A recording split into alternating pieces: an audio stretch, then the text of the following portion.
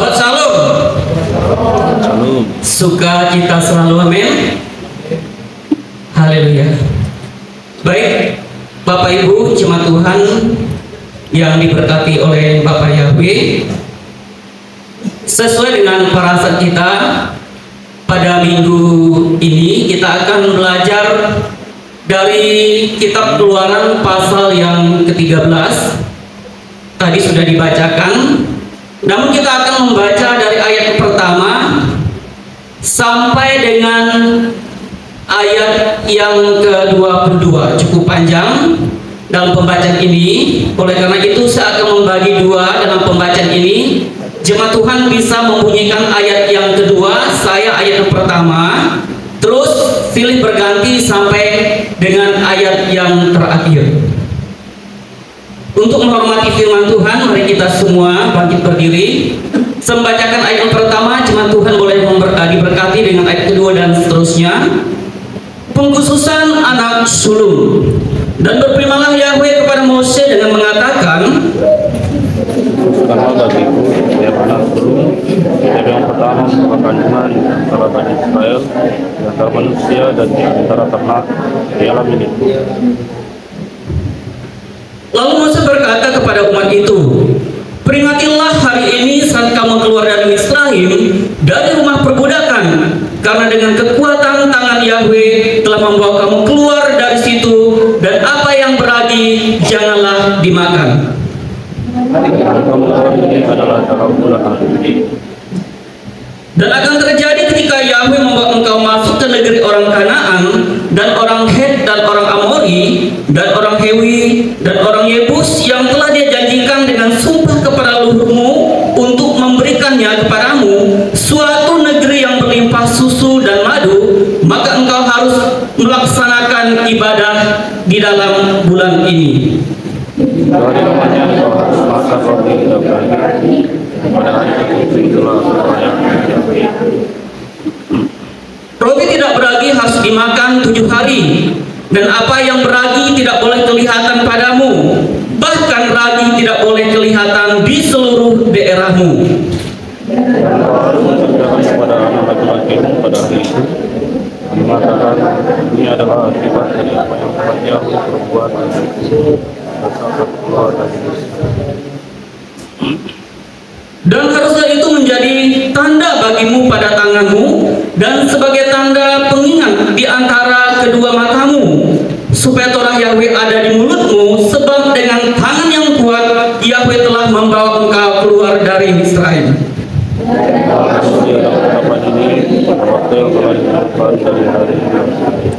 Dan akan terjadi ketika Yahweh membawa engkau masuk ke negeri orang Kanaan, seperti yang telah dia janjikan dengan sumpah kepadamu dan kepada leluhurmu, juga telah dia berikan itu kepadamu. Yang pertama kepada mana hewan yang pertama lahir dan setiap keledai jantan yang pertama lahir engkau harus menebusnya dengan seekor kambing domba, dan jika engkau tidak menebusnya, engkau harus mematahkan lehernya, dan setiap anak sulung manusia di antara anak-anak lelakimu engkau harus menebusnya.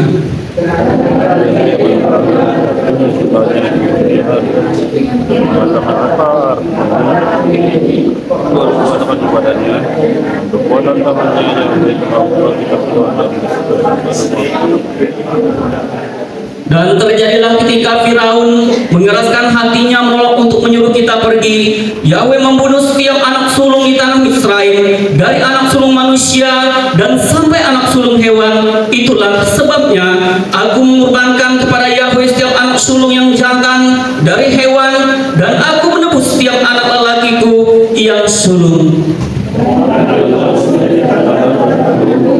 Kita pada hari ini kita keluar dari Israel dengan kekuatan Tuhan.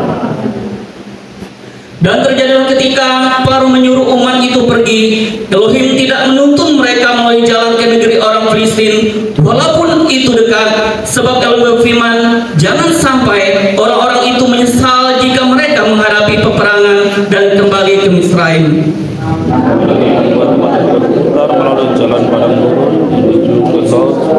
Bani Israel berjalan terus dengan gagah berani. Dan Mose membawa tulang-tulang Yusuf bersamanya karena Yusuf telah membuat Bani Israel bersumpah setia dengan mengatakan, sesungguhnya Elohim memperhatikan, maka kamu harus membawa tulang-tulangku dari sini bersama-sama kamu.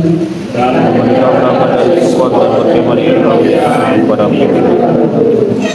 Dan Yahweh berjalan di depan mereka pada siang hari dalam tiang awan guna menuntun mereka di jalan, dan pada malam hari dalam tiang api guna menerangi mereka untuk dapat terus berjalan siang dan malam.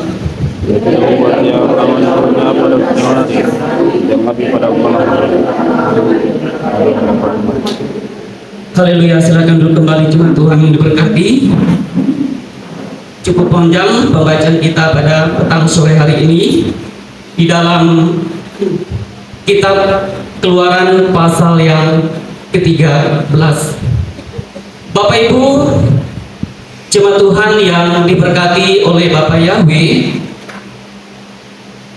kalau kita melihat dan kita belajar secara bersama-sama dari pembacaan kita ini adalah kelanjutan dari pasal ke-12 di mana Bapak Yahweh sendiri berperkara begitu sangat dahsyat di tengah-tengah hidup dan kehidupan Bani Israel ketika mereka berada di tanah Misraim pada saat itu. Nah, Bapak Ibu jemaat Tuhan yang terkasih, diceritakan di sini bahwa bangsa Israel harus melakukan beberapa ketetapan yang Bapak Yahweh inginkan untuk mereka lakukan di tengah-tengah hidup dan kehidupan mereka. Nah, kalau kita melihat dari pembacaan kita, ya, kurang lebih kitab suci mencatat bahwa bangsa Israel 430 tahun ya dalam bayangan Misraim. 430 tahun itu bukan waktu yang singkat. Kadang-kala 1 minggu saja kita menunggu, apalagi menunggu sesuatu yang sudah orang janjikan dengan pasti, itu terasa begitu sangat lama. Sehingga tidak ada sebuah kesabaran seringkali yang terjadi. Ada sebuah kegelisahan. Nanti saya akan menerima sesuatu yang terbaik. Sepertinya kegelisahan itu terus ada dalam pribadi kita. Nah, di sini kita dapat melihat secara bersama-sama 430 tahun bangsa Israel dalam bayang-bayang Misraim. Nah, kalau kita kembali ke pembacaan kita di dalam Keluaran pasal yang 13, setelah mereka 430 tahun berada di dalam bayang-bayang kehidupan orang-orang Misraim pada saat itu, mereka akan keluar dikatakan, dan mereka akan menjadi bangsa yang merdeka. Jelas sekali dalam pembacaan perasaan kita di hari ini, baik dari ayat yang pertama sampai dengan ayat yang terakhir. Kalau kita menyelidiki begitu banyak perbuatan yang begitu sangat ajaib yang Elohim Yahweh berikan dan nyatakan di tengah-tengah kehidupan bangsa Israel. Nah, setelah mereka diperbudak, setelah mereka dipekerjakan, setelah mereka hidup 430 tahun, kini mereka akan menjadi bangsa yang merdeka. Perlu disadari bahwa itu bukan perjuangan daripada Bani Israel atau orang-orang Israel, namun disadari bahwa itu semata-mata karena anugerah daripada Bapa Yahweh, anugerah kasih setia, keselamatan yang pada saat itu Bapa berikan dan nyatakan bagi kehidupan Bani Israel. Dalam Keluaran pasal 12 ayat 40 sampai 41 jelas dikatakan di sana. Dan lama Bani Israel berdiam ketika mereka tinggal di Misraim adalah 430 tahun. Dan terjadilah pada akhir 430 tahun, bahkan pada hari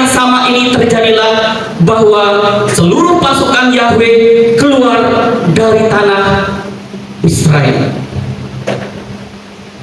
Padahal sudah ditentukan oleh Bapak Yahweh, dikatakan di ayat yang ke-14 pasal 12 ayat 41, jelas dikatakan di sana bahwa mereka akan keluar dari tanah Misraim. Nah, ketika mereka keluar dari tanah Misraim, Bapak Ibu, jemaat Tuhan yang diberkati, itu bukan karena kuat dan gagahnya Bani Israel, tapi karena oleh anugerah daripada Bapa Yahweh semata-mata. Nah, ketika mereka keluar dari tanah Misraim, maka kita dapat melihat dari pembacaan kita di ayat yang kedua, ya, khususkanlah bagiku setiap anak sulung, setiap yang pertama membuka kandungan di antara Bani Israel, di antara manusia dan di antara ternak, dialah milikku. Nah, setelah mereka keluar dipimpin oleh Bapak Yahweh, ya, dari tanah Misraim sebagai bangsa yang baru merdeka, di ayat yang kedua ada sebuah peraturan yang Bapak Yahweh inginkan secara mutlak harus bangsa Israel lakukan pada saat itu. Nah, kepada bangsa yang baru merdeka, Yahweh memberikan aturan yang harus dilakukan bangsa Israel mengenai anak sulung. Yang pertama, anak sulung, Bapak Ibu, diperhatikan dalam pembacaan kita hari ini. Sebuah peraturan yang diberikan yang harus dilakukan oleh bangsa Israel yang pertama mengenai anak sulung. Bicara anak sulung, nanti kita akan bicara adalah anak yang pertama yang baru keluar dari rahim. Anak pertama, anak sulung. Yang kedua dikatakan di situ adalah roti tidak beragi. Roti tidak beragi. Dan selanjutnya perintah untuk mentaati karya Elohim Yahweh itu sendiri. Nah, dalam Keluaran pasal 13 ayat kedua jelas dikatakan di sana tadi yang sudah saya baca, bangsa Israel harus mengkhususkan bagi Bapa, yaitu anak sulung, setiap yang pertama membuka kandungan di antara Bani Israel, di antara manusia dan di antara ternak, dialah milikku. Jadi Bapak bukan hanya minta anak sulung dari manusia diceritakan di sini, tetapi dari setiap yang lahir pertama dikatakan di antara ternak, dialah milikku. Nah, kenapa dia meminta hal ini kepada Bani Israel? Kita kembali ke parasat yang sudah kita lewati pada minggu yang lalu, bagaimana sebuah penderitaan yang bangsa Israel alami ketika mereka berada di Misraim. Dengan apa? 10 tulah. Harusnya kalau Firaun tidak mengeraskan hatinya pada saat itu untuk mengeluarkan atau membawa bangsa Israel keluar dari Misraim, cukup saja tulah 1 atau 2. Tetapi oleh karena kekerasan hatinya, dikatakan Bapak semakin hari semakin mengeraskan hatinya. Sebenarnya tujuannya apa mengeraskan hati Firaun? Supaya apa, Bapak Ibu? Orang-orang Israel bisa melihat kekuasaan, kedaulatan Tuhan, bahwa Yahweh Elohim lebih berkuasa dari Paru pada saat itu, sehingga ada kegentaran dari pribadi Paru, sehingga dia mengeluarkan dalam pasal 13 orang-orang Misraim, orang-orang Mesir dari perbudakan Misraim pada saat itu. Nah, maka aturan ini diberikan kepada bangsa Israel supaya apa? Mengkhususkan baginya, ya, anak sulung, roti tidak beragi, serta mentaati segala peraturan-peraturan yang Bapak Yahweh berikan bagi mereka. Anak sulung itu dianggap sebagai yang terbaik dan yang layak. Nah, anak sulung dianggap sebagai yang terbaik dan yang sangat layak untuk dipersembahkan kepada Elohim Yahweh sendiri. Dalam Lukas pasal yang kedua ayat yang ke-23 menjelaskan di sana, sebagaimana yang telah tertulis dalam Torah Yahweh, setiap anak laki-laki yang membuka rahim akan disebut kudus bagi Yahweh. Nah, artinya bahwa benar Kenapa Bapak Ibu menginginkan seperti itu? Karena anak sebelum dikatakan dalam Lukas pasal 2 ayat yang ke-23, anak sulung itu dianggap kudus bagi Bapak Yahweh. Kenapa dianggap kudus? Karena dia baru lahir, belum tahu apa-apa. Mungkin kalau manusia, dia dianggap kudus. Nah, di dalam Keluaran pasal 13 ayat 3, lalu Moses berkata kepada umat itu, peringatilah hari ini saat kamu keluar dari Misraim, dari rumah perbudakan, karena dengan kuat tangan Yahweh telah membawa kamu keluar dari situ, dan apa yang beragi janganlah kamu makan.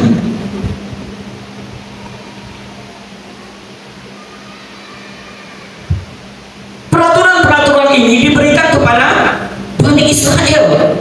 Selain anak sulung dikatakan yang beragi janganlah kamu makan.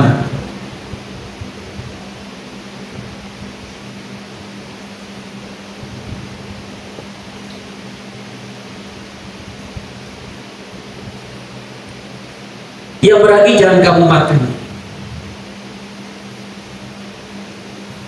Nah, kenapa hal ini diperintahkan bagi Bani Israel? Karena mengingat kembali di awal selama 430 tahun mereka merasakan bagaimana perbudakan kehidupan yang mereka jalani di tengah-tengah Misraim yang dilakukan oleh Firaun dengan segala kekuasaannya. Penderitaan Bani Israel alami, ketika kemerdekaan itu mereka alami dan mereka terima dari Elohim Yahweh, maka beberapa peraturan itu juga harus menjadi sebuah ketaatan secara mutlak di hati mereka untuk mereka lakukan.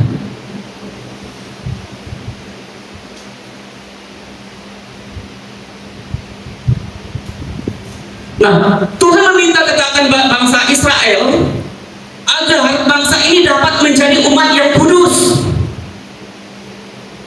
menjadi umat yang bisa diteladani bagi bangsa-bangsa yang ada di sekitar mereka. Kenapa? Karena ketaatan ini juga merupakan syarat untuk mendapatkan apa? Berkat daripada Elohim Yahweh sendiri. Tuhan meminta ketaatan agar bangsa Israel dapat menjadi umat yang kudus. Kehidupan yang mereka jalani bisa menjadi teladan bagi orang-orang yang ada di sekitar mereka. Supaya apa? Berkat-berkat itu tetap turun di tengah-tengah keluarga Bani Israel.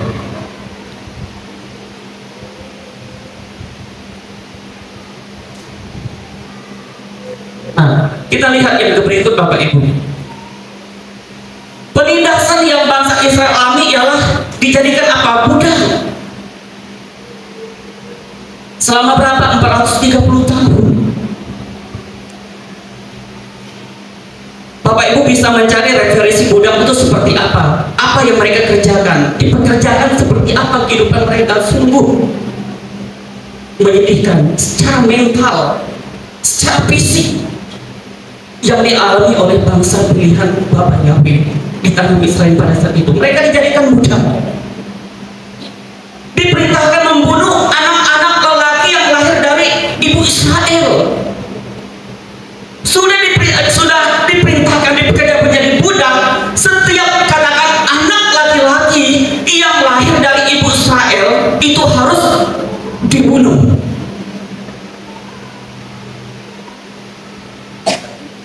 Harus dibunuh. Dipaksa bekerja memangkota pasukan Firaun, memerintahkan rakyatnya untuk membuang anak laki-laki yang lahir dari ibu Israel ke Sungai Nil.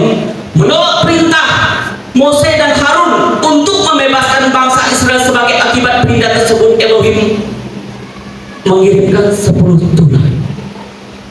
Nah, inilah pekerjaan-pekerjaan bangsa Israel pada saat itu di negeri Israel. Oleh karena penindasan Firaun atau Firaun yang dialami bangsa Israel, akhirnya Bapa mengirimkan 10 tulah seperti yang saya katakan di awal tadi. Kenapa harus dikirim 10 tulah? Karena melihat kesengsaraan dengan kekerasan hati Firaun pada saat itu. Ternyata betul bahwa kekerasan hati membawa kutuk dan kita tidak diberkati. Kekerasan hati juga membawa sebuah bencana kegagalan dalam hidup kita. Itu yang dialami oleh orang-orang Israel pada saat itu, karena belas kasihan tangan Bapa Yahweh sehingga dia mengirimkan tuna. Jadi pemerintahan Elohim Yahweh bukan berhenti pada anak sulung manusia dan hewan. Dalam Keluaran pasal 13 ayat 6 dan ayat 7 kita lihat bersama di sana. Apa kata firman Tuhan? 7 hari lamanya engkau harus makan roti tidak beragi, dan pada saat hari ke-7 itulah perayaan bagi Yahweh.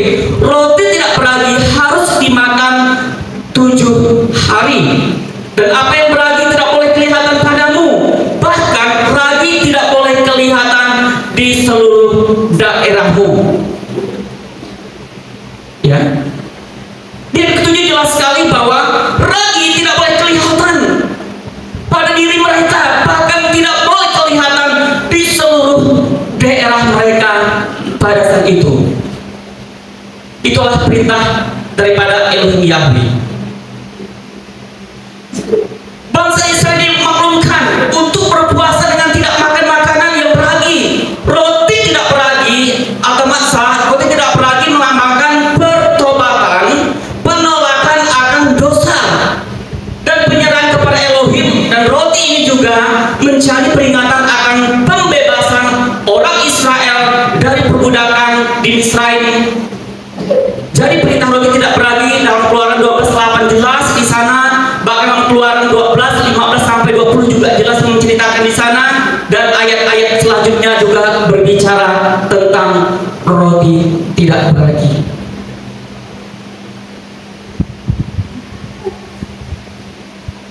Kalau dipikir secara manusia, Bapak Ibu jemaat Tuhan, permintaan dari Bapa kepada anak-anaknya sepertinya sulit sekali, seakan mengekang kehidupan mereka. Kenapa?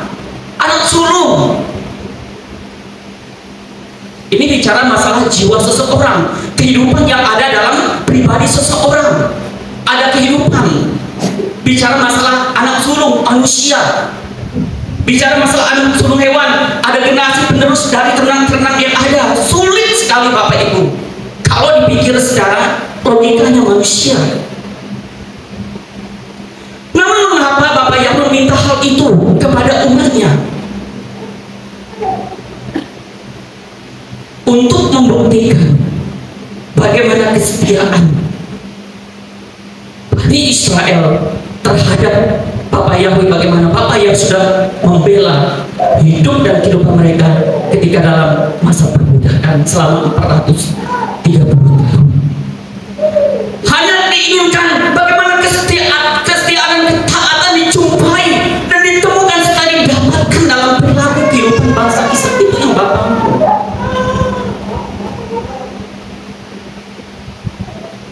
ditemukan dalam kehidupan bangsa Israel. Lalu yang berikut dikatakan ragi selalu mewakili dosa, seperti ragi yang menyebar ke seluruh adonan.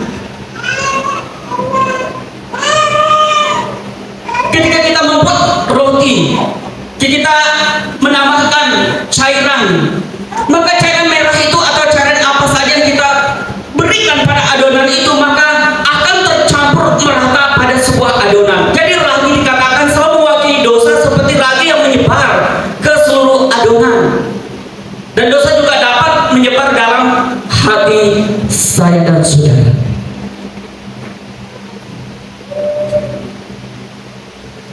Bukan hanya pada adonan yang kita buat, tapi dikatakan dosa itu dapat menyebar.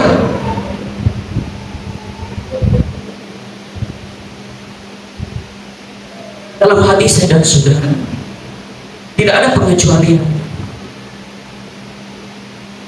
Dosa itu dapat menyebar, masuk kepada siapa saja dalam hati manusia. Di dalam gereja kita melihat bagaimana perpecahan-perpecahan di sana, bagaimana perselingkuhan, bagaimana hal-hal yang terjadi, masalah keuangan dan lain-lain. Banyak hal yang setan pakai dan setan buat. Kemudian dalam bangsa sehingga pada akhirnya semua yang terlibat atau terkait olehnya dikatakan akan mati binasa. Dalam Galatia pasal 5 ayat 9 jelas diceritakan di sana.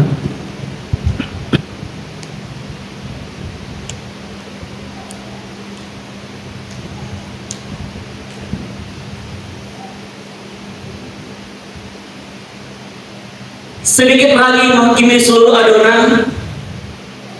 Dan Roma 6:23, sebab upah dosa ialah maut. Apa kaitan dari dua ayat ini, Bapak Ibu? Bapak Ibu bisa simpulkan sendiri.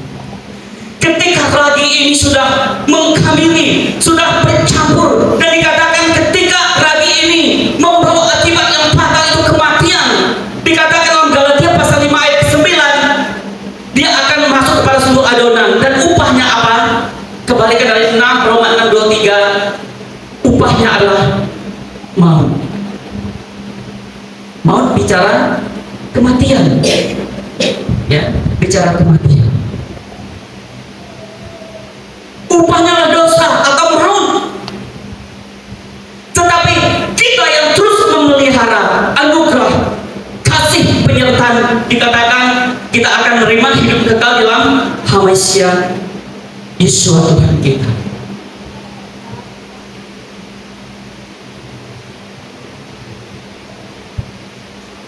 Kita akan menerima itu daripada Bapak Yahweh. Nah, jadi Bapak Ibu, perintah itu harus diajarkan kepada siapa? Ke seluruh generasi dari bangsa Israel. Jelas sekali dalam pembacaan kita. Perintah itu harus diceritakan, harus dipaparkan.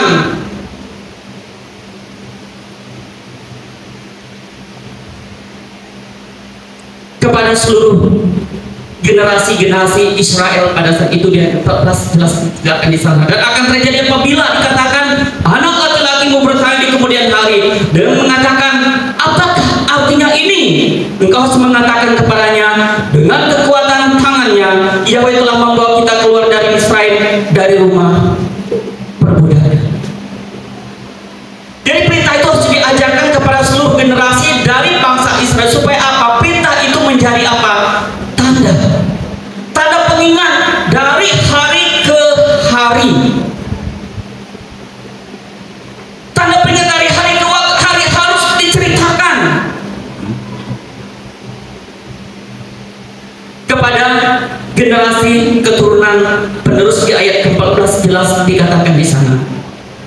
Ketika mereka bertanya apa artinya ini, maka harus mengatakan kepadanya, dengan kekuatan tangan Yahweh Dia telah membawa keluar mereka dari Israel, dari tanah perbudakan. Harus diceritakan hari ke hari dan diceritakan kepada generasi selanjutnya bahwa Elohim telah membawa bangsa Israel keluar dari perbudakan di Israel. Perintah itu harus diajarkan agar bangsa Israel bisa memahami kehendak Elohim dan melaksanakannya. Perintah bisa menjadi pedoman hidup untuk mencapai tujuan. Itu artinya Bapak Ibu, maknanya luar biasa. Ketika saya merenungkan, saya waktu pas dapat jawab WA Pak G minta parasat, saya mulai renungkan. 1 minggu ini saya renungkan, saya pelajari.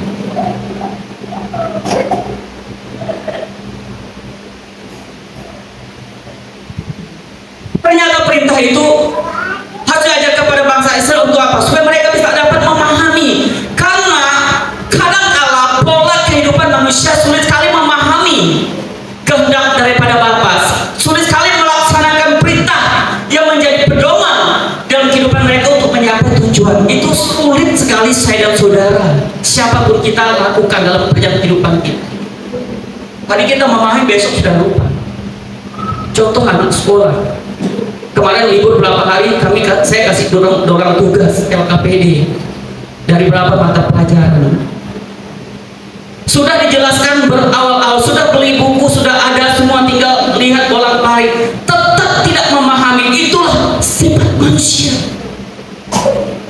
Karena sifat kita seperti itu, makanya Bapak yang menginginkan kepada Bani Israel supaya generasi-generasi tetap ada dalam pedoman hidup untuk mencapai tujuan yang benar dalam kehidupan mereka. Mereka tidak salah lagi.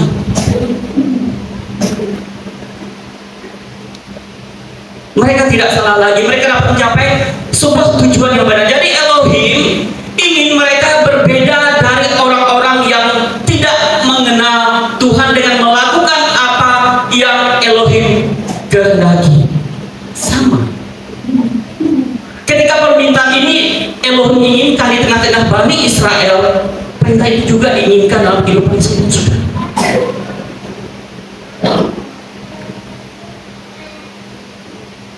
Dia ingin temukan, dia ingin jumpai dalam kehidupan saudara. Supaya apa? Kehidupan saudara berbeda dari orang-orang yang tidak mengenal akan Bapa. Ada sebuah perbedaan dan sikap hidup kita, dari karakter kita, dari karakteristik kita, dari orang-orang yang tidak mengenal akan Bapa. Yang supaya apa? Hidup kita dapat menjadi berkat. Hidup kita dapat menjadi berkat dengan melakukan apa yang Elohim kehendaki, serta mengubah sifat buruk menjadi sifat yang baik dalam pandangan Elohim dan bertanggung jawab.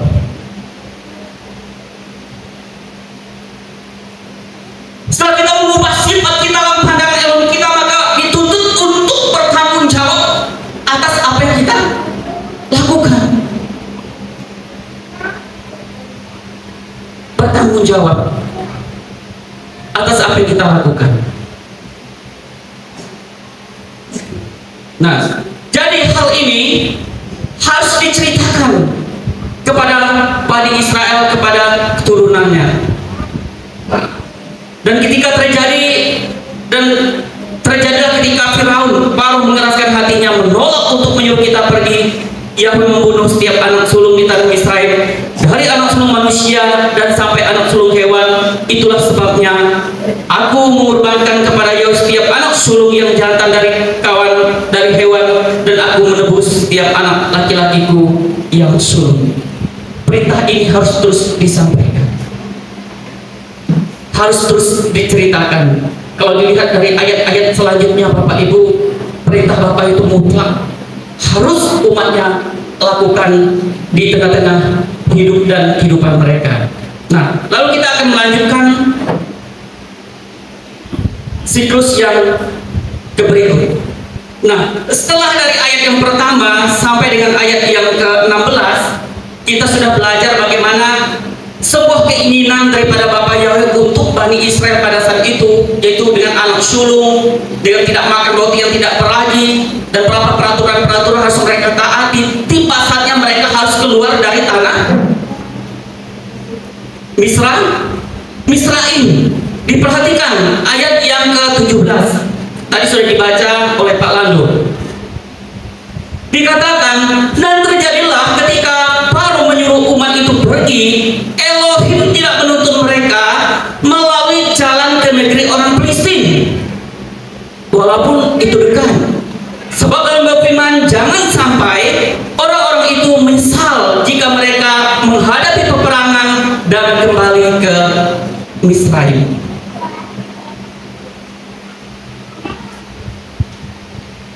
Nah, saya coba belajar peta, Bapak Ibu, ya. Saya coba cari di Google, saya pelajari, ya.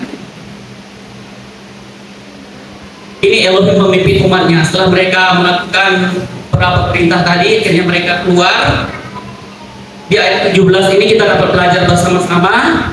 Dikatakan ketika Bapak Yahweh tidak menuntun mereka melalui jalan negeri orang Filistin, ya. Kita dapat lihat ini,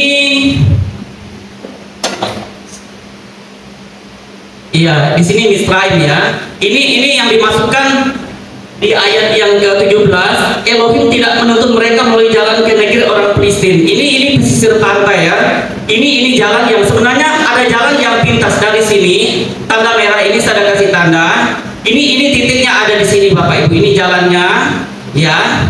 Ini tanah Kanaan. Ini dekat sekali, Bapak Ibu. Ini batasan daripada orang Filistin. Ini ada tulisan kecil, tidak terlalu kelihatan, ya. Ini dekat sekali.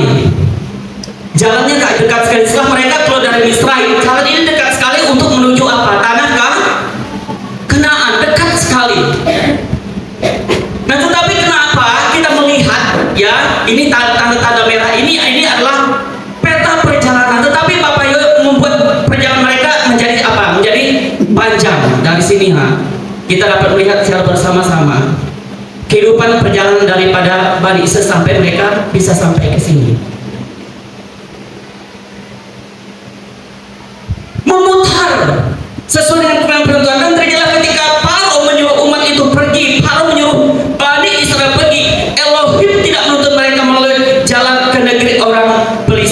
Ini ada jalan ke negeri orang Kristen, ada tulisan ini. Nah, kalau menurut cerita Ensiklopedia, saya coba kemarin cari-cari, di bagian ini banyak perbentengan orang-orang Israel, banyak perbentengan ya. Ini jalan ke negeri orang Filistin. Nah, tapi kenapa Bapak tidak menuntut mereka melalui jalan dekat? Ini ada Kanaan.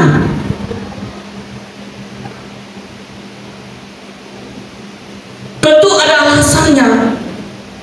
Kenapa Bapak Ibu tidak menuntut mereka melalui jalan dekat? Ada alasannya. Kenapa harus berputar melewati laut Teberau? Kenapa harus berputar melalui padang gurun? Nanti kita akan masuk arti dari laut Teberau dan padang gurun. Kenapa Bapak Ibu membawa mereka berputar ke sana? Kalau pikir-pikir ya tidak terlalu capek, ya sudah, ini jalan saya sudah dekat saja, mau tidak terlalu sulit lagi. Paling-paling melewati perbentengan orang-orang jalan orang Kristen dan perbentengan orang-orang Kristen, ya sudah. Kenapa berputar melewati begitu banyak hal sampai pada ke tanah Kanaan?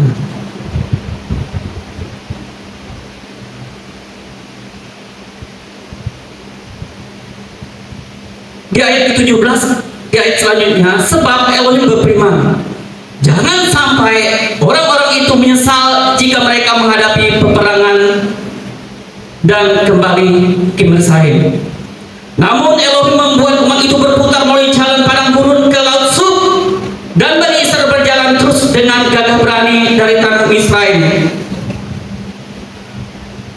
Dikatakan ayat 20, dan mereka berangkat dari Sukot dan berkemah di Etam di padang gurun, dan Yahweh berjalan di depan mereka pada siang hari dalam tiang awan guna untuk menuntun mereka di jalan, dan pada malam hari tiang api guna menerangi mereka untuk dapat terus berjalan siang dan malam. Nah, kembali lagi Bapak Ibu, kenapa mereka harus melewati ini? Ada makna dan kajian rohani yang luar biasa di sana. Kadangkala kenapa Bapak yang menginginkan jalan yang sulit harus kita hadapi? Kadangkala mengapa Bapak yang memberikan pergumulan yang berat harus kita tanggung dan kita rasakan?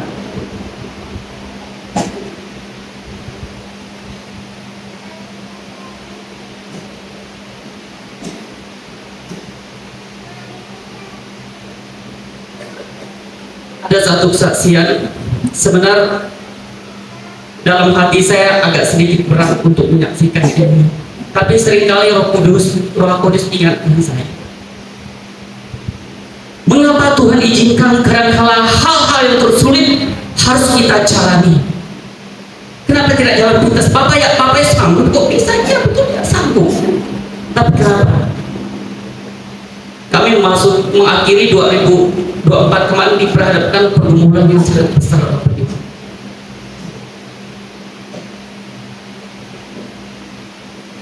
Saya bilang dengan istri saya, ayo kita berusaha sudah. Kita berusaha, betul saya dengan dia berusaha. Oke, usaha itu sudah kami dapatkan. Sebelum usaha itu kami dapatkan, saya memang menangis di hadapan Tuhan. Pagi-pagi hujan rintik. Saya biasa kalau sudah di rumah itu jarang pakai baju di kamar, pakai singlet karena memang panas. Pagi-pagi bangun tidur, saya bangun, hujan ini rintik. Saya pegang cangkul, pegang parang, sama saya menangis. Saya pegang masuk di bangunan di depan, satu Tuhan, Engkau tidak pernah mempermalukan saya. Jadi apa yang kami hadapi hari ini, minggu ini, Engkau sendiri akan menyelesaikannya. Sampai saya menangis, Bapak Ibu. Saya pulang, saya tidak cerita ke istri saya. Jelang berapa hari kemudian, dapat kabar lagi, ternyata yang diminta tuh lebih dari apa yang kami ingin usahakan. Akhirnya saya langsung WA, karena Mama akan teruskan pesan itu ke saya langsung balas, stop, Stop. Saya bilang stop. Saya bilang stop itu, saya bilang sama itu seperti kayak rasa tawar menawar. Bapak Ibu pernah seperti yang Pak Gem alami, bagaimana dia harus mengganti uang sekian puluh juta, atau Bapak Ibu yang pernah mengalami masalah-masalah yang mungkin membuat kita itu seperti sudah down, ada rasa tawar menawar antara yakin atau tidak, begitu ya, melakukan doa sendiri. Sering kita alami seperti itu saya dan keluarga rasakan. Saya bilang istri saya, walaupun saya sudah berdoa hujan-hujan tumpang tangan, saya tawar menawar dengan Tuhan. Setiap saya lewat bangunan saya sudah doa, Tuhan berkati bangunan Tuhan. Tapi dalam situasi yang sedang kami alami, kayak rasa hancur begitu. Kemudian singkat cerita Bapak Ibu menjelang hari berikutnya, orang datang. Ternyata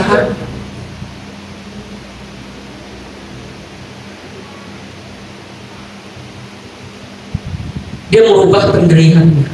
Oh haleluya, saya bilang apa yang itu baik, luar biasa baik dalam kehidupan kami. Dia tidak pernah mempermalukan kami. Amin. Bapak Ibu minta maaf, tidak jadi sekian sudah usahakan itu. Dan hari ini hati kami sekeluarga bersuka cita luar biasa. Jawaban Tuhan itu tepat waktu bagi kehidupan kami.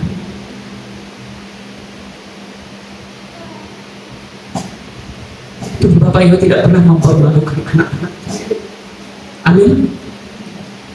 Betul, kadang Tuhan membawa pribadi kita dalam situasi yang sangat sulit dengan beban dan pergumulan yang cukup berat, Bapak Ibu. Namun kita percaya seperti yang dialami oleh Bani Israel, ini jalan pintas. Tapi kenapa harus diperhadapkan dengan kondisi yang sangat sulit? Tuhan hanya mau sebenarnya ketaatan dan kesetiaan dalam hidup kita untuk meyakini bahwa penyertaan sempurna. Amin. Kalau dia berperkara betul, dia bisa berkata langsung saja, selesai. Tetapi kenapa harus melewati padang gurun? Harus melewati laut perahu.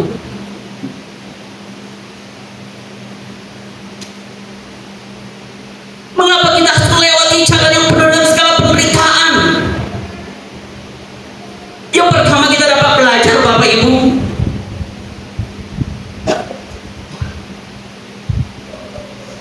Bapak yang menginginkan bahwa supaya bangsa Israel dapat belajar di dalam tuntunannya.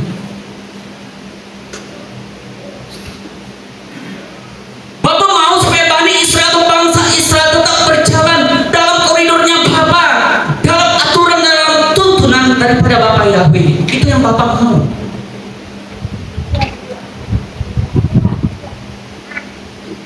Menuntun dalam teks Ibrani artinya memimpin.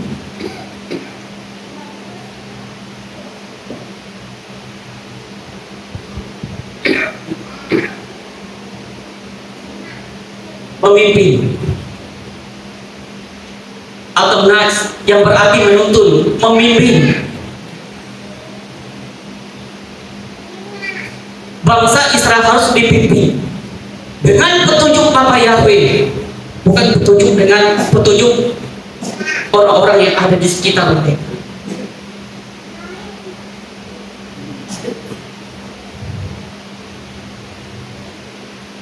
Mereka harus berputar. Supaya apa? Bangsa Israel itu dapat dipimpin dengan petunjuk Elohim Yahweh menuju negeri yang dijanjikan. Dilatih, dipimpin oleh Bapak Yahweh sendiri dengan petunjuk Bapak Yahweh menuju negeri yang dijanjikan. Dari kesetiaan bangsa Israel pada pimpinan Elohim akan memurnikan sikap hati dan perilaku mereka. Dan itu terjadi di apa? Di padang gurun. Seperti yang saya katakan tadi, Kenapa harus melewati padang gurun? Disitulah sikap hati berlaku tabiat keseluruhan kehidupan Bani Israel akan dipimpin oleh Bapak Yahweh, akan dimurnikan di mana? Dimurnikan di padang gurun.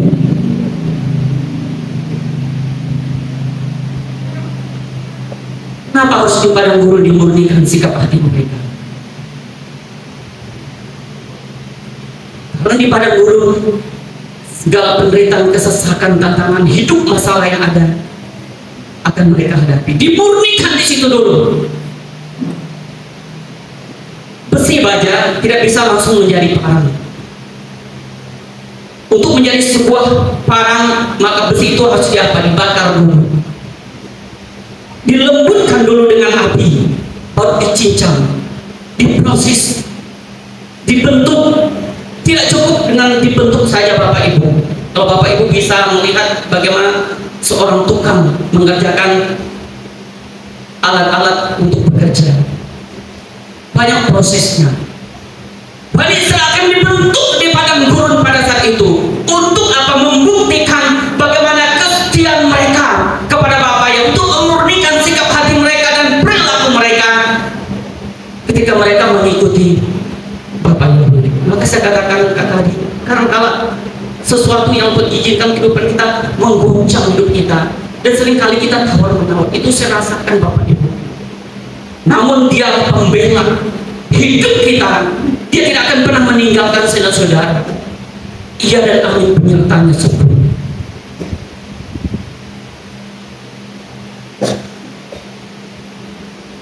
Akan ada proses di padang gurun. Nah, supaya Israel tidak terbiasa mengambil jalan pintas.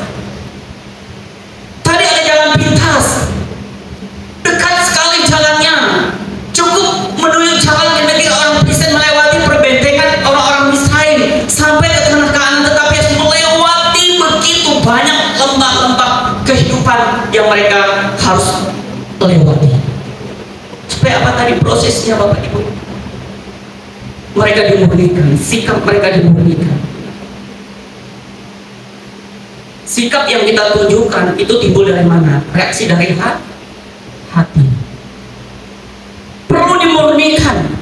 Sikap hati mereka perlu dimurnikan supaya apa? Israel tidak terbiasa mengambil jalan pintas. Itu kebiasaan dan kesukaan kita, mengambil jalan pintas. Contoh kecil, ketika kita ingin makan, harusnya ikut aturan, berjejer, ada diambil jalan pintas. Itu contoh kecil, jalan pintas seperti itu. Ada banyak contoh-contoh lainnya, jalan pintas. Nah, supaya Bani Israel tidak terbiasa mengambil jalan pintas, sesungguhnya ada jalan yang baik dan pantas menuju tanah Kanaan, yaitu melewati negeri orang Filistin dengan jalur pantai. Tetapi jalur ini akan membuat bangsa Israel melewati banyak benteng Israel, sehingga secara jasmani dan kejiwaan bangsa Israel belum siap menghadapi peperangan apabila mereka dihadang. Jadi jalan tercepat adalah teraman dari Elohim Yahweh adalah dalam Keluaran 13 ayat 18. Namun Elohim membuat umat itu berputar, dikatakan melalui jalan padang gurun menuju laut Sum, dan Bani Israel berjalan dengan terus dengan gagah berani dari tanah Misraim. Itu jalan yang mereka lewati. Namun Elohim membuat umat itu berputar melalui jalan padang gurun menuju laut Sum, dan Bani Israel dikatakan berjalan dengan gagah berani dari tanah Misraim. Itu prosesnya Bapak Yahweh Bani Israel pada saat itu. Berputar. Sesungguhnya dalam proses yang Bapak mau dalam kehidupan Bani Israel itu untuk keuntungan siapa? Bani Israel. Maka tadi ada didikan Bapak sebelum mereka keluar, memaklumkan dengan puasa, mempersembahkan yang sulung, mentaati perintah-perintah Bapak Yahweh harus dilakukan oleh Bani Israel, diajarkan.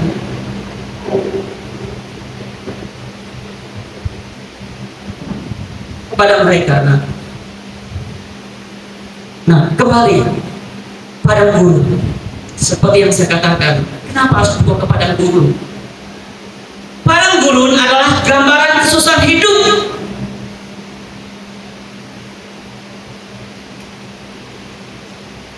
Tidak ada penduduk di sana, gersang,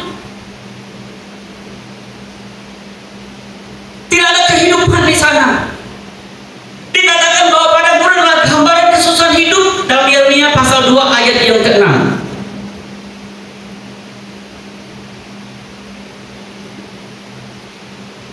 Tidak juga mereka berkata, di manakah Yahweh yang telah membawa kami keluar dari Misraim, yang telah memimpin kami di padang gurun, di tanah yang tandus, di tanah yang tandus dan berlubang, di tanah yang kering dan bayang-bayang maut, di tanah yang belum pernah dilalui orang dan yang tidak seorang pun pernah tinggal di sana. Jelas firman Tuhan katakan. Kenapa mereka dibawa ke padang gurun? Gambaran kesusahan dalam Yeremia pasal 2 ke-6 dikatakan jelas di sana. Tandus, tanah yang berlubang, tanah yang kering, terus ada bayang-bayang maut. Tanah yang belum pernah dilalui orang dan tidak seorang pun pernah tinggal di sana. Bangsa Israel dibawa ke sana, diproses di sana, supaya apa? Menjadi orang-orang yang betul berharga bagi Bapa Yahweh, sehingga ketika mereka menerima berkat tidak seperti balik ke telapak tangan.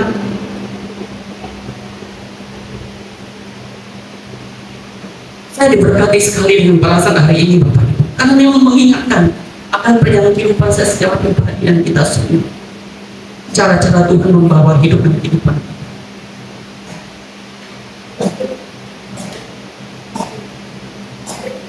Gambaran kesusahan dalam Yeremia pasal 2 ayat 6 jelas dikatakan di sana. Tidak seorang pun pernah tinggal di sana kecuali Bani Israel yang ada dalam tuntunan dan penyertaan daripada Bapa Yahweh. Mereka berkata, di manakah Yahweh yang telah membawa kami keluar dari Misraim, yang telah memimpin kami di padang gurun, di tanah yang tandus dan berlubang, di tanah yang kering dan bayang-bayang maut. Mereka mempertanyakan, kenapa Bapak Engkau membawa kami ke sini? Tidak ada kehidupan di sana. Tetapi itu yang ingin Bapak buat dalam kehidupan Israel. Karena memang kita baca dari ayat yang pertama, kemerdekaan mereka sudah peroleh. Dengan kuat kuasa dari Elohim Yahweh telah membawa mereka keluar dari Bani Israel. Itu peringatan 10 turah itu bukan hal yang main-main, sehingga mereka bisa keluar. Tapi harus kenapa dibawa lagi ke sini? Nah, lalu yang berikut dikatakan laut terberaung merupakan jalan buntu atau masalah yang tidak dapat dipecahkan atau diselesaikan, serta situasi yang tidak ada harapan untuk maju. Bayangkan ketika kita berada di tengah laut, dikatakan jelas di sini, laut terberaung merupakan jalan buntu. Ketika kita berada di tengah-tengah laut, sanggup kita berjalan? Jelas kita akan tenggelam. Dikatakan bahwa laut merupakan jalan buntu, situasi yang buntu, masalah yang tidak dapat dipecahkan atau diselesaikan, serta situasi yang tidak ada harapan untuk maju. Namun yang kita lihat, Yahweh Elohim yang hidup, yang berkuasa, yang perkasa, ketika Bani Israel mengalami kebingungan, kebuntuan dalam kehidupan mereka, seakan-akan tidak ada harapan lagi. Apa yang Bapak lakukan? Laut terbelah menjadi dua. Bani Israel dapat melalui. Mengapa mereka harus melewati ini? Kenapa tidak langsung saja, tapi harus melewati jalan-jalan selanjutnya?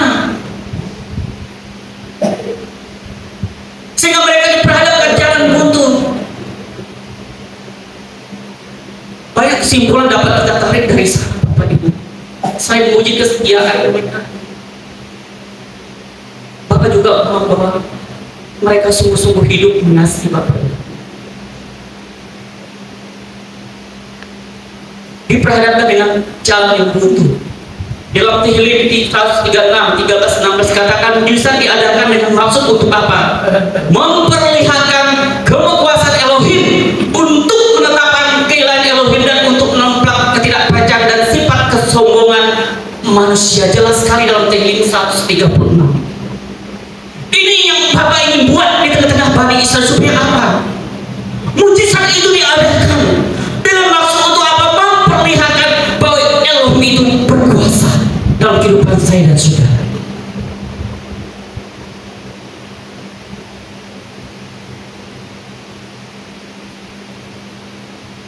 Dia berkuasa. Untuk apa dikatakan ayat selanjutnya? Memperlihatkan kemahakuasaan Elohim untuk menetapkan keahlian Elohim untuk menampak ketidakpercayaan dan sifat sombong manusia. Seringkali kita egois. Kesombongan terus ada dalam kehidupan kita. Keegoisan, kesombongan itu tidak pernah beranjak dari kehidupan saya dan saudara. Mungkin ada kesombongan dari Bani Israel. Ada hal-hal yang perlu dibereskan dalam perilaku, kehidupan dan karakter sikap hidup mereka. Dalam situasi proses yang ada, Bapak melakukan mujizat yang dahsyat di tengah mata mereka. Kita tahu keberapa bukan jalan buntu, tapi Tuhan melakukan kedahsyatan. Untuk apa? Menampak ketidakpercayaan dan sifat sombong mereka. Melihat Dia yang menyelamatkan engkau dari perbudakan, Dia juga yang akan bertindak ketika engkau menghadapi jalan buntu.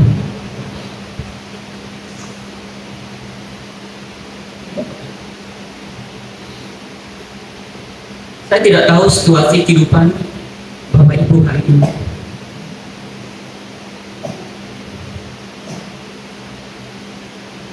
Pasti semua punya pergumulan.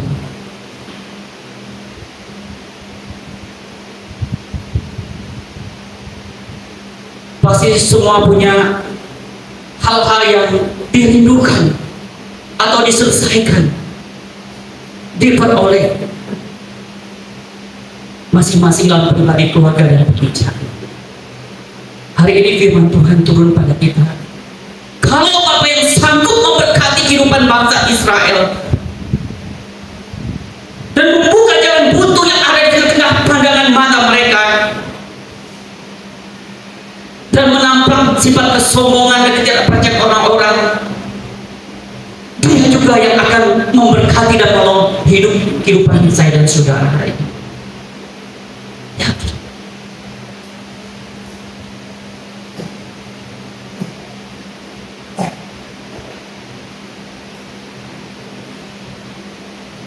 Kenapa? Mujizat diadakan untuk masuk apa? Memperlihatkan kemahakuasaan Elohim. Diperlihatkan kembali kepada Bani Israel. Mujizat demi mujizat, kuasa demi kuasa, pertolongan demi pertolongan diperlihatkan terus-menerus kepada Bani Israel. Dalam siklus perjalanan yang mereka harus lalui itu, diperlihatkan, ditampakkan bagi pribadi mereka. Untuk apa Bapak Ibu? Yang berikut supaya apa? Israel memiliki mental baja. Artinya bahwa Elohim ingin bangsa Israel menjadi sosok yang memiliki karakter yang kuat, memiliki mental baja, memiliki sosok karakter yang kuat. Bukan karakter yang baik di tengah-tengah lingkungan yang mereka jumpai, tetapi memiliki karakter yang kuat, tahan banting dan tidak mudah menyerah. Itu yang ingin Bapak didik dalam pribadi orang Israel pada saat itu. Karena kita tahu kehidupan bangsa Israel, ya, ketika mereka diperhadapkan dengan kesulitan, mereka mulai mengeluh. Kenapa Engkau Tuhan membawa kami ke tempat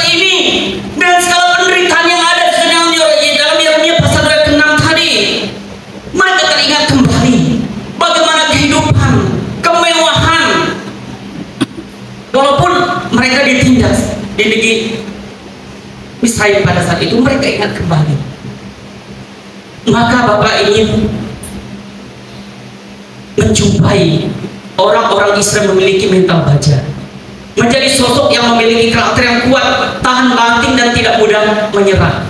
Kenapa? Karena sudah ratusan tahun mereka diperbudak, ratusan tahun mereka diperbudak. Tentu di dalam alam sadar mereka, ya, mereka merasa Misraim terlalu supersede, yaitu terlalu tinggi. Itu bisa terjadi dalam pribadi kita, Bapak Ibu.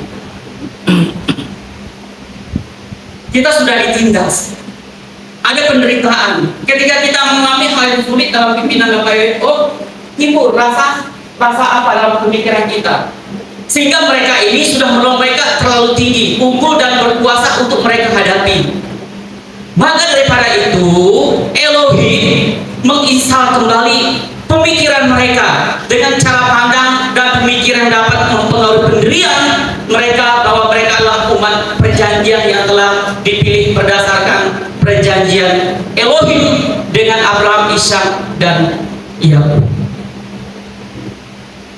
Pemikiran mereka diinstal lagi, mereka diperbarui kembali, supaya apa? Jangan-jangan mereka menyesal, mereka kembali ke tanah Misraim. Makanya Bapak melakukan menginstal kembali pemikiran mereka, cara pandang mereka, dan pemikiran mereka dapat mempengaruhi pendirian mereka untuk percaya pada Elohimnya Abraham, Ishak, dan Yakub.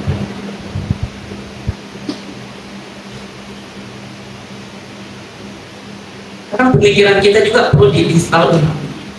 Seringkali kita menaruh persepsi yang salah atau konsep yang salah, pandangan yang salah, entah dalam bentuk apa. Kita yang menjalani kehidupan kita bisa merasakan sendiri. Maka kita perlu menginstal pemikiran kita. Kita perlu menginstal pemikiran kita supaya apa? Kita memiliki cara dan pemikiran yang baik. Tetap percaya bahwa Elohim yang Abraham, Ishak, dan Yakub sembah adalah Elohim yang sama dahulu, sekarang, sampai hari ini, dan selamanya, yang tidak pernah berubah.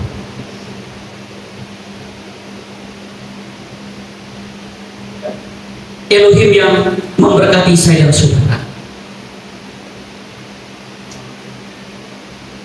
Jadi mental pecundang diubah menjadi mental pemenang, dan mental Mesir diubahkan menjadi mental hamba Elohim. Jadi bagian tersulit bukanlah Israel keluar dari Israel, tetapi mengeluarkan Mesir dari hati dan pikiran orang Israel. Perhatikan kalimat ini, Bapak Ibu. Ketika saya mulai belajar mengerti kira-kira kalimat yang pas bagaimana ya Tuhan, saya sambil merenung. Yang terbaik menurut Bapak adalah mengeluarkan Misraim di hati dan pikiran orang-orang Israel. Itu harus dikeluarkan. Segala bentuk perbudakan, penindasan dikeluarkan. Jangan terus menghantui kehidupan Bani Israel, sebab dikatakan bahwa mereka adalah umat perjanjian. Tadi bicara masalah lagi, jangan sampai adonan itu ditambil oleh satu adonan sehingga adonan itu tercemar. Saya juga demikian. Pemikiran mereka, kehidupan mereka dikeluarkan dari pengaruh-pengaruh yang ada di Misraim pada saat itu, sehingga kelayakan untuk mereka menerima tanah perjanjian itu menjadi kelayakan yang murni bagi Elohim Yahweh. Lalu apa pelajaran yang dapat kita ambil dari parasat kita hari ini, Bapak? Yang pertama, ketaatan merupakan syarat untuk menerima berkat Elohim.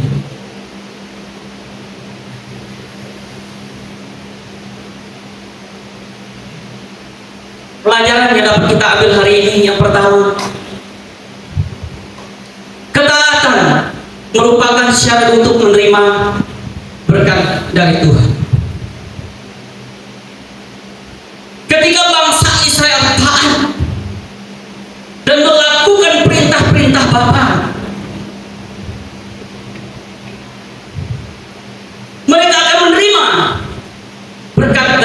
Bapak Yahweh. Ketaatan merupakan bagian dari iman.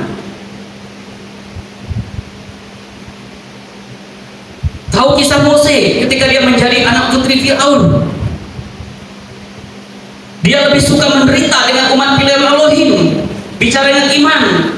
Ketaatan merupakan bagian dari iman yang menyelamatkan dan merupakan bukti kasih Bapa Yahweh. Ketaatan juga merupakan gaya hidup yang harus dimiliki orang percaya. Haleluya. Orang yang mengasihi Bapa Yahweh, orang percaya sepenuhnya kepada Bapa Yahweh, harus memiliki gaya hidup yang sesuai dengan syaratnya daripada Bapa, sehingga berkat itu dapat kita terima.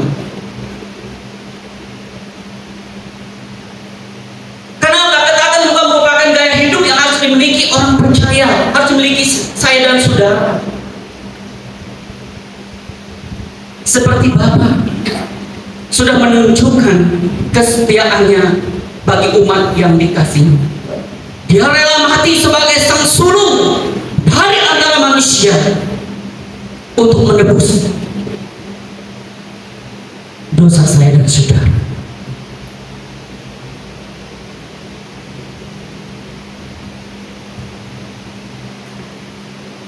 Sehingga apa? Syarat untuk menerima berkat, kita dapat melakukan ketaatan itu. Dalam 1 Yohanes pasal 3 ayat yang 2 sampai yang 3 menyatakan bahwa orang yang menuruti perintah Bapa Yahweh akan memperoleh apa yang ia minta. Orang yang menuruti perintah Bapa Yahweh, orang untuk berjalan di dalam koridornya Bapa Yahweh, kehendak Bapa, dikatakan ia akan memperoleh apa yang ia minta. Tadi saya katakan saya tidak tahu perkebunan Bapak Ibu. Kita klaim dengan iman dalam 1 Yohanes 3 ayat 22. Yang kita minta, yang kita turuti daripada Bapa, kita akan menerimanya. Bahkan dalam Filipi pasal 2 ayat 8 menyatakan bahwa Yesus adalah contoh sempurna dari ketaatan itu. Dia taat sampai mati. Dia taat demi menebus dosa saya dan saudara sampai mati. Ketaatan yang ditunjukkan si sulung Yeshua HaMashiach yang adalah Raja segala raja.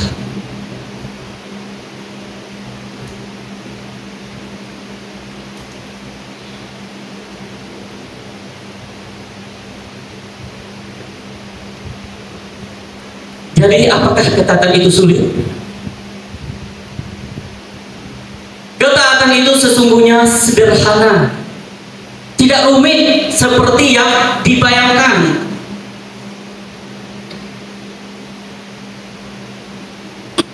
Ketaatan itu tidak sulit, dia sangat sederhana, tidak rumit seperti apa yang kita bayangkan.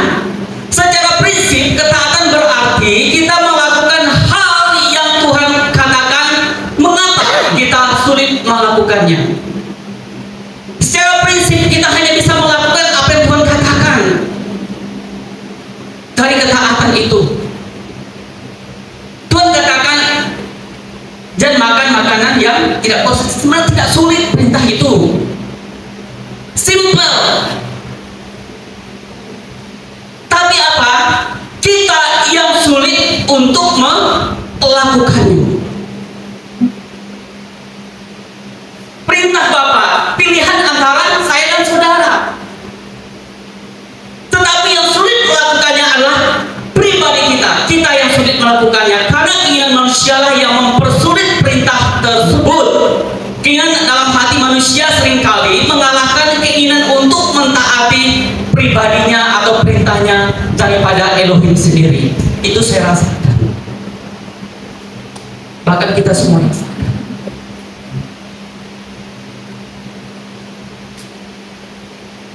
Karena keinginan manusia yang mempersulit perintah tersebut, keinginan dalam hati manusia seringkali mengalahkan keinginan untuk mentaati Elohim. Jadi perjalanan menuju tanah Kanan dan penaklukan tanah Kanan penuh dengan ujian dan pencobaan, godaan senantiasa mengintai mereka untuk mengikuti keinginan dan hawa nafsu mereka sendiri. Mengapa?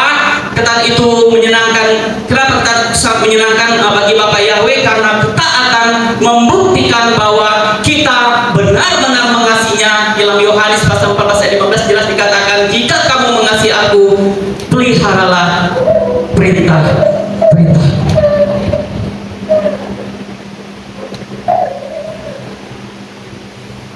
Jikalau bangsa Israel mengasihi Bapa, maka harus memelihara perintah-perintah Bapa.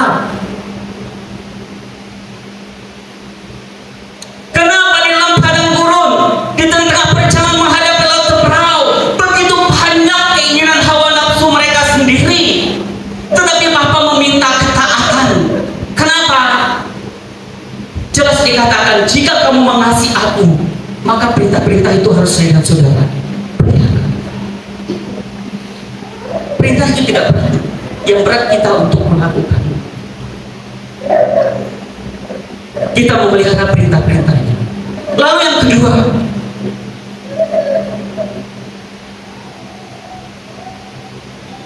apa yang perlu kita pelajari? Disertai Elohim berarti kita telah diberi Elohim kekuatan untuk menghadapi semua persoalan. Ketika Bani Israel keluar dari perbudakan bangsa Israel,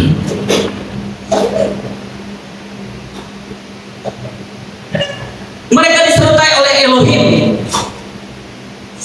yang telah memberi, Elohim telah memberi kekuatan untuk menghadapi semua persoalan yang mereka hadapi. Ada kekuatan yang Bapa berikan bagi Bani Israel pada saat itu melalui Moses dan Harun. Ketika Bapa yang berfirman memerintahkan atau menyampaikan sesuatu kepada Moses dan Harun, kedua hambanya sampaikan kepada Bani Israel untuk dilakukan. Nah, ketika disertai oleh Bapa Yahweh, berarti saya dan saudara telah diberi Elohim kekuatan untuk menghadapi seluruh persoalan yang sedang kita hadapi hari ini.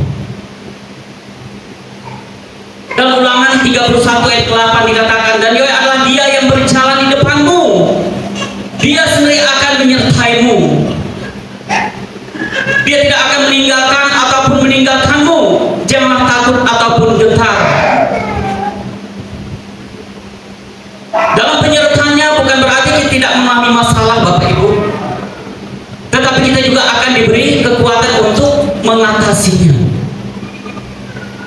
Sebab jelas di dalam Ulangan ini, Dia berjalan di depan kita. Seperti dalam ayat yang selanjutnya,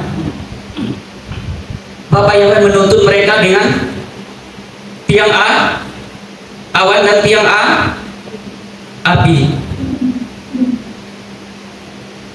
Di ayat yang ke-21, dan Yahweh berjalan di depan mereka pada siang hari dalam tiang awan, guna menuntun mereka di jalan, dan pada malam hari dalam tiang api, guna menerangi mereka untuk dapat terus berjalan siang dan malam. Dia Yahweh, Dia yang berjalan di depan kita, di depan Bani Israel. Dia sendiri akan menyertai hidup dan kehidupan saya dan saudara. Dia tidak akan meninggalkan sedetik pun kehidupan saya dan saudara. Maka dikatakan, janganlah takut ataupun gentar. Dalam Kehilim 23, bagaimana David mengungkapkan rasa syukurnya bagi Bapa Yahweh, Yahweh Elohim sebagai gembala yang baik.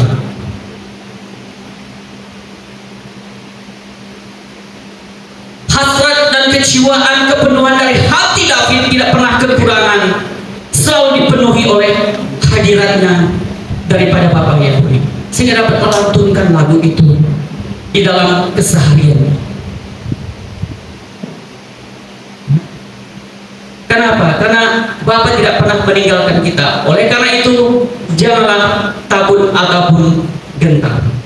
Dalam Kehilim pasal 37 ayat 5 jelas dikatakan, serahkanlah jalanmu kepada Yahweh dan berjalanlah kepadanya, maka Ia akan bertindak. Ketika kita menyerahkan seluruh perjalanan kehidupan kita dan berserah penuh kepada Bapa Yahweh, dikatakan Yahweh akan bertindak di dalam seluruh perkara hidup dan kehidupan saya dan saudara, seperti Dia bertindak atas kehidupan dan bertanggung jawab penuh atas kehidupan Bani Israel pada saat itu. Yahweh yang sama, Tuhan yang sama, pribadi yang sama juga akan bertindak dalam kehidupan saya dan saudara.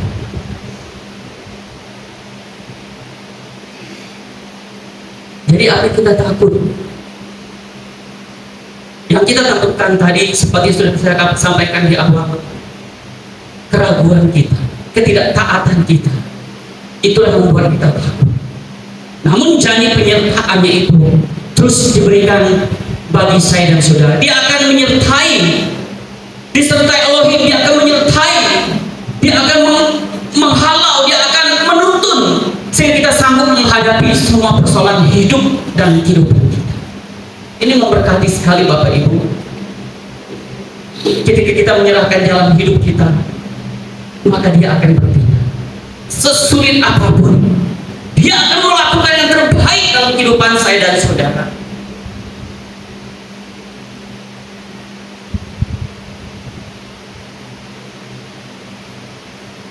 Kami mengalaminya, Bapak Ibu juga sering mengalaminya. Dalam awal kami memasak, biasanya orang dalam mengawali tahun yang baru, pergantian tahun, pasti banyak kerinduan dengan hal terbaik. Tapi kami harus bergumul dengan meneteskan air mata. Tapi kami merasakan bagaimana pembelaan Bapak itu sempurna dalam kehidupan kami. Saya percaya mungkin masalah kita beda, persoalan kita beda, tantangan kita beda. Namun Bapa yang sama, Bapa yang kita percaya dengan iman kita, Elohim Yahweh, yang adalah Elohim Bani Israel, yang berjanji kepada umat pilihnya akan memberikan tanah yang berlimpah dengan susunya. Elohim yang sama itu juga akan memberkati dan mengabulkan apa yang kita inginkan. Tetap percaya, sebab kalau kita sudah disertai, berarti dia akan memberikan kita kekuatan untuk menghadapi semua. Sudah disertai, ditudungi, berarti ada kekuatan bagi saudara-saudara untuk menghadapi segala persoalan dalam setiap kehidupan kita. Hanya asal apa? Kita percaya, menyerahkan semuanya kepada Bapa Yahweh. Dikatakan dia akan bertindak.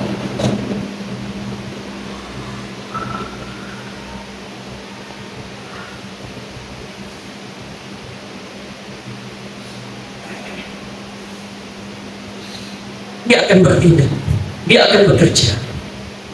Sampai hari ini dia bekerja. Kita perlu mempersiapkan hati kita terbuka penuh bagi Bapa, sehingga dia leluasa bertindak, sehingga tidak ada lagi adonan asing yang menghambat Roh Kudus itu bekerja dalam kehidupan kita, sehingga berkat itu tidak mengalirkan pribadi saya dan saudara.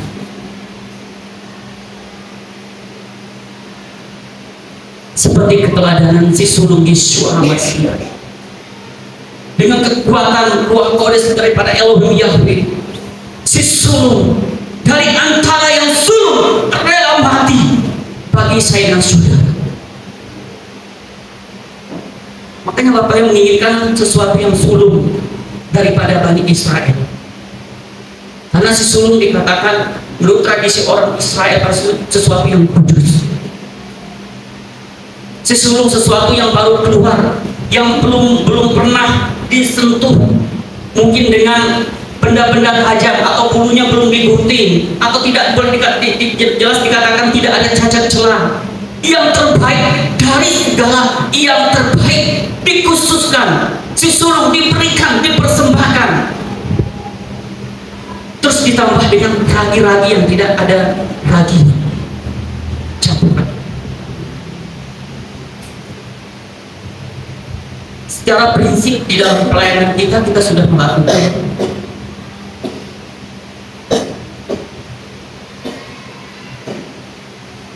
Terus ditingkatkan, sebab Bapak Yosna ketika perintah-perintahnya dilakukan oleh umat-umat yang mengasihi.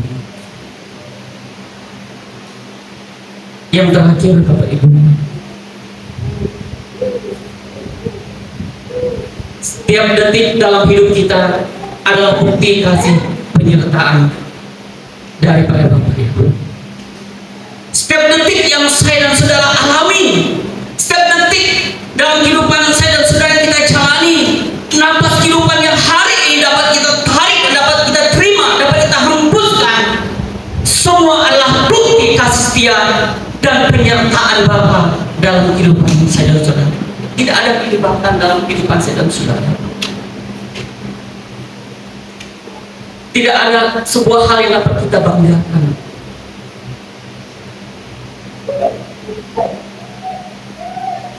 Namun apa yang terjadi dalam detik-detik perjalanan hidup dan kehidupan saudara-saudara hari ini, itu di dalam pengawasan daripada Bapa Yesus. Sebab setiap detik dalam kehidupan saudara-saudara itu bukti kasih dan penyertaan Bapa sampai hari ini dapat saudara-saudara terima.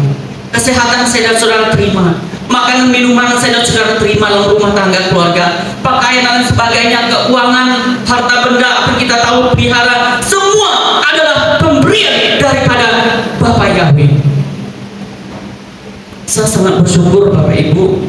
Saya orang suka tenang, Pak Gim juga suka tenang, saya lihat. Ada berapa Pak Kris? Mungkin stop sekarang mungkin ya. Pak Gustaf, hampir rata-rata imam-imam sini suka berenang. Saya bersyukur Bapak Ibu, dari bertenang saya bisa menikmati hasilnya. Kadang lebih saya bisa menjual.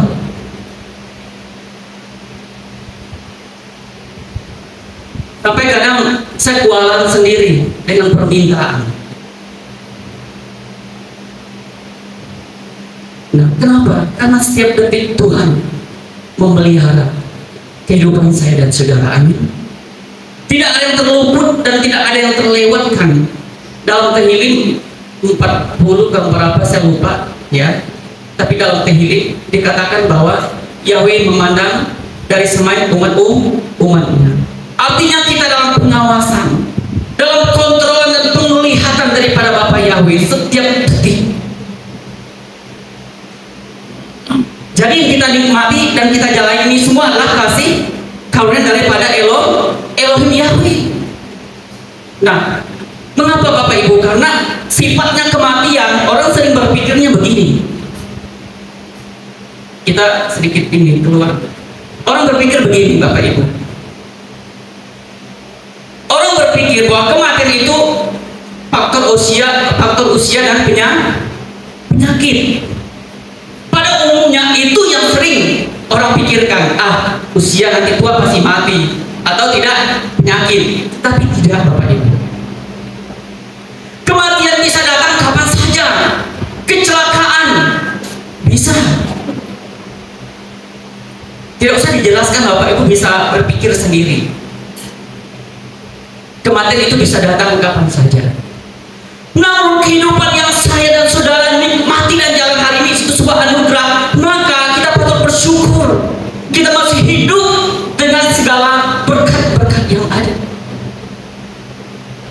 Itulah bukti daripada kasih setia daripada Bapa Yahweh. Dalam Keluaran 13:21-23, bagaimana Bapa Yahweh berjalan di depan mereka, dikatakan di depan siapa? Di depan Bani Israel pada siang hari dalam tiang awan. Ada penyertaan Bapa Yahweh di siang hari dalam tiang awan, dikatakan ya, guna apa menuntun mereka di jalan. Pada malam hari dalam tiang api guna menerangi mereka untuk dapat terus berjalan siang dan malam. Dia tidak pernah membuat tiang awan itu lenyap pada siang hari dan tiang api pada malam hari di hadapan umat Israel. Dalam Tehillim 16 ayat 8.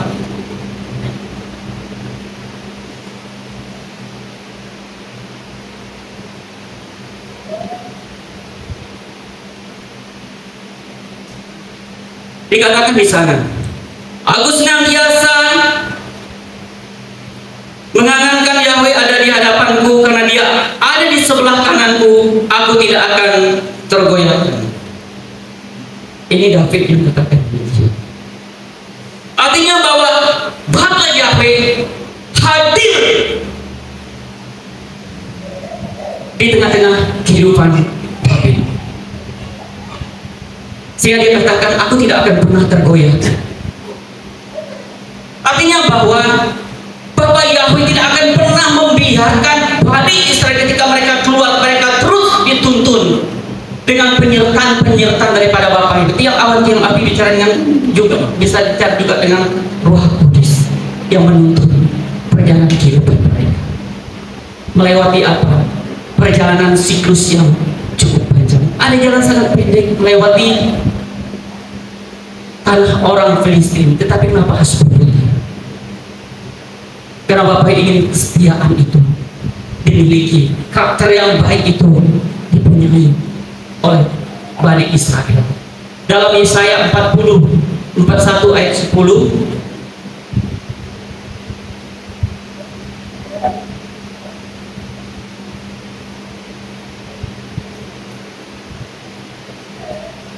katakan jangan takut, karena aku bersamamu. Jangan memandang sekitar, karena akulah Elohimmu. Aku akan menguatkanmu, iya. Aku akan menolongmu, iya. Aku akan menopangmu dengan tangan kanan kebenaranku. Luar biasa. Dia Bapa Yahweh yang akan menjaga, memelihara, memegang, menguatkan, dikatakan menolong, menopang dengan tangan kanan kebenarannya. Dilimpahkan, diberikan secara total penuh bagi kehidupan Bani Israel pada saat itu. Apa yang kurang? Dalam Matius 28 katakan dia juga akan menyertai. Dalam Roma 8:28 jelas berbicara di sana bagaimana perlindungan dan penyertaan Tuhan bagi orang-orang pilihannya. Sehingga kita dapat memahami bersama Bapak Ibu, tiang awan dan tiang api adalah tanda pemeliharaan, tanda perlindungan dan bimbingan Bapak Yahweh bagi umat Israel. Jadi gambar kesetiaan Bapak Yahweh bahwa Tuhan tidak pernah meninggalkan umatnya. Ini gambarannya. Tanda pemeliharaan, dipelihara, dilindungi, dibimbing Bapak Yahweh. Bahkan gambaran kesetiaan Tuhan bahwa Tuhan tidak pernah meninggalkan umat pilihannya. Dalam Nehemia pasal 19, tetapi engkau di dalam belas kasihanmu yang besar tidak meninggalkan mereka di padang gurun. Tiang awan tidak berpindah dari atas mereka pada siang hari untuk memimpin mereka di dalam perjalanan mereka, dan tiang api pada malam hari untuk memberikan cahaya kepada mereka di jalan yang mereka tempuh. Dahsyat, luar biasa perlindungan daripada Bapa Yahweh. Itu fungsi dari tiang awan dan tiang api. Ada pemeliharaan dalam perjalanan kehidupan mereka. Itu bahkan tidak pernah berpindah dari atas mereka pada siang hari untuk memimpin perjalanan kehidupan Bani Israel. Kita hidup hari ini dalam pimpinan dan penyertaan Dia. Amin. Rasakan dan nikmati itu dalam perjalanan kehidupan kita. Lalu yang terakhir, kesimpulannya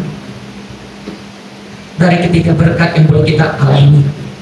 Yang pertama, bukti kasih Elohim tidak pernah berubah, selalu hadir dan dapat diandalkan. Kasih Elohim juga diwujudkan dalam berbagai bentuk. Yang pertama, kasih Elohim menawarkan penghiburan.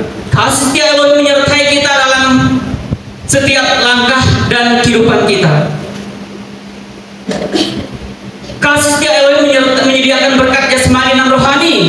Kasih Elohim diwujudkan dalam pengorbanannya mati di kayu salib. Lalu bagaimana tanggapan saya dan saudara hari ini ketika Quran firman Tuhan sudah diberitakan bagi kita semua? Tinggallah dalam kasih itu dan mengekspresikan dengan penuh sukacita, rindu hidup dalam jalan dan kebenaran Elohim, memperkuat iman kita dalam keyakinan bahwa kasih Elohim bisa memulihkan segala sesuatu di dalam seluruh aspek hidup dan kehidupan kita. Amin.